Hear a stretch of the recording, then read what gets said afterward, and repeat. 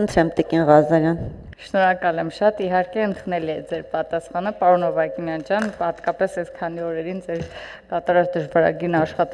դժվարագույն աշխատանքի արդյունքների ամփոփում եք հիմա էլ ճշգրտումներ եք իրականացնում, այնուամենայնիվ պետք է ասեմ, որ այսօր ամենաքննարկվող թեման է եւ կարելի ասել, այդ ճշգրտումների արդյունքից կախված է մի ընդդիմության մի թևի ճակատագիր է եւ բնականաբար անընդհատ սլակները ուղղվում են թե ձեզ մեղադրանքների փորձելով նաեւ իշխանությանը մեղադրել ընտրակեղծարարության մեջ, թեպետ մենք նկատել ենք, թե ինչ իրավիճակ էր մինչև ընտրությունների օրը տեղի ունենում։ Հիմա ուզում եմ պարզապես ցեզանից կարճ վստահեցում լսել, որ հունիսի 14-ից հետո վստահաբար որևէ կասկած չի լինելու որևէ արդյունքի վերաբերյալ։ Թեպետ մենք գիտենք, որ ամեն դեպքում ընդդիմությունը իրեն այդպես բողոքարկելու է, ՍԴ դիմելու եւ այլն, դա իրենց բանն է, այն որ ասում է ձևն է։ Մենք 21 թվականին ենք դա, թեպետ բոլորս էլ Հայաստանի Հանրապետության յուրաքանչյուր քաղաքացի վստահ է, որ առաջին ընտրությունը չի Հայաստանի Հանրապետությունում տեղի ունենում եւ երբեւե որևէ ընտրության արդյունք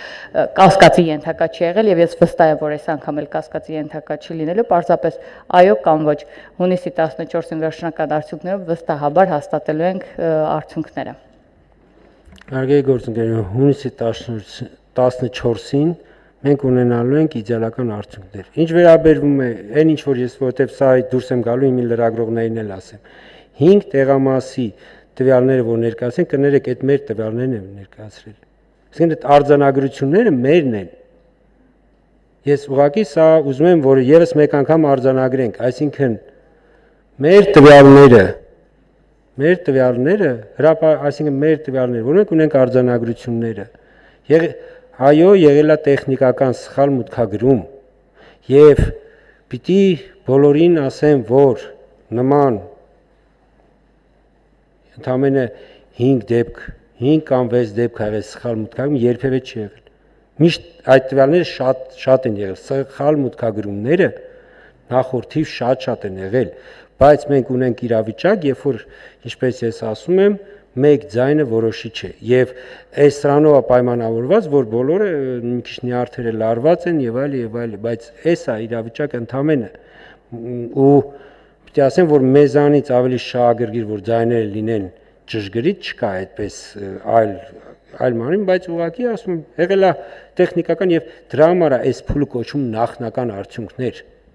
Հակառակ դեպքում կասենք, որ այդ փուլով ավարտվեց։ Ինչա կոչվում նախնական։